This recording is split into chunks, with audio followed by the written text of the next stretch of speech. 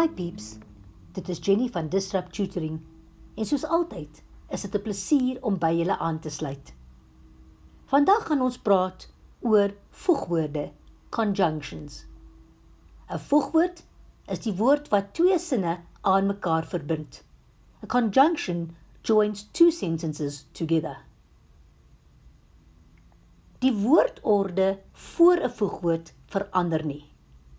The word order before the conjunction does not change. It stays as we know it, verb coming second in the sentence.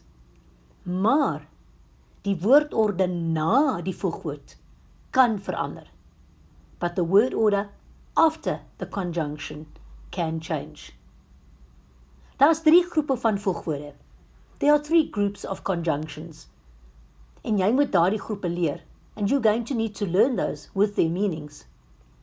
Ek gaan nou vir jou die reëls gee vir daardie 3 groepe. Let me give you the rules for the 3 groups.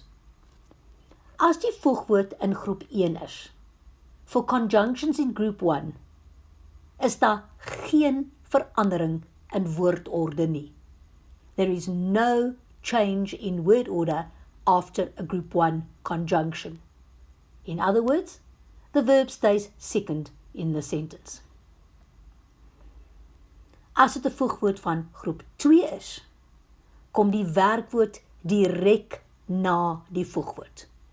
For conjunctions in group 2, the verb comes straight after the conjunction. Kom ons kyk nou na sin nommer 1. Ek wil graag fiks word. Ek gaan elke dag na rugby oefening. OK. Onthou, we must underline our verbs. Eerste sin, werkwoord is wil word. Tweede sin, die werkwoord is gaan. Goed. Hulle sê, ek wil graag fiks word, dus. They would like us to join the 2 sentences with this. This belongs to group 2. Remember, the rule for group 2 is the verb comes straight after the conjunction. Die werkwoord kom direk na die voegwoord. My werkwoord is gaan. We underline my verb already gaan. Here we go. Dus gaan ek elke dag na rugby oefening.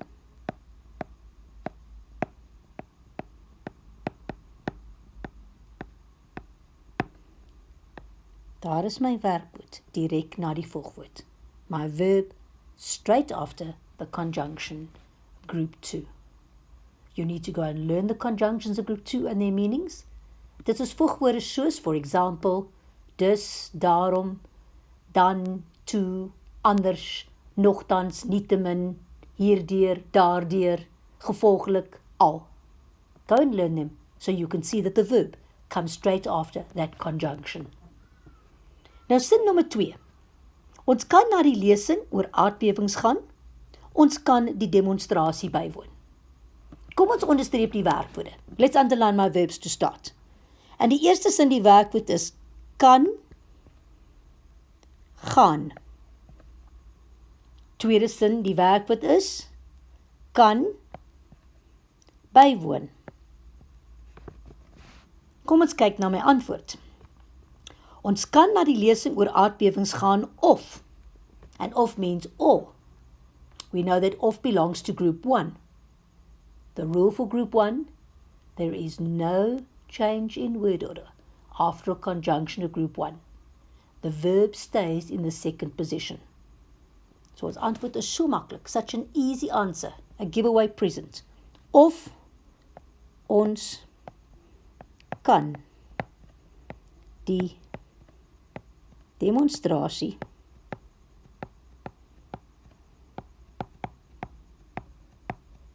bywoon.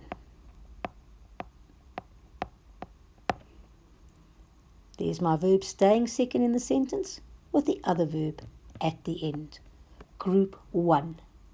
Die voegwoorde van groep 1, which you need to learn, are en, doch, maar, of, want, of, nog, sowel as. Voordat ek afsluit, wil ek net baie dankie sê aan ons Epic borgmaatskappy wat hierdie video moontlik gemaak het. Lees alles oor hulle in die beskrywing hieronder.